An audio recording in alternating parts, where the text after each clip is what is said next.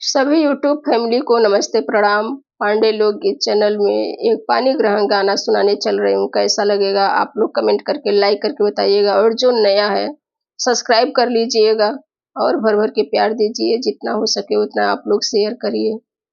हे जी सोनवा के लोटवा गंगा के पनिया, हे जी सोनवा के लोटवा गंगा के पनिया, तनी देखना अपन भैया धार ओरिया, तनी देखना भैया अपन धार ओरिया।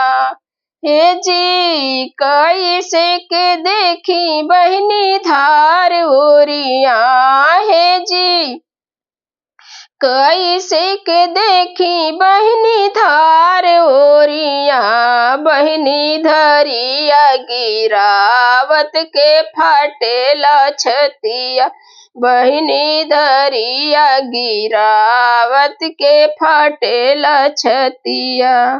हे जी फाटत फाटे दया झुके रतिया, हे जी फाटत फाटे दनया झुके रतिया, बिहने जाइबो में दूर देश जो बबटिया, बहनी बिहने जाइब दूर देश जो बबटिया। सोनवा के लोटवा गंगा के पनिया, हे जी सोनवा के लोटवा गंगा के पनिया, तनी देखना भैया अपने लौआ ओरिया, तनी देखना भैया अपने लौआ ओरिया।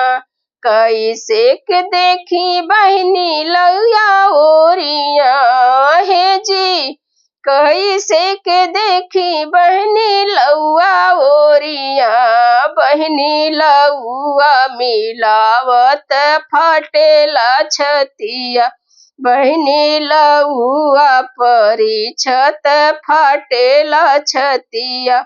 हे जी फाटत फाटे दया झुके रतिया, हे जी फाटत फाटे दया झुके रतिया, बिहने जाइबो दूर देशवा जो बबटिया, बिहने जाइबो दूर देशवा जो बबटिया।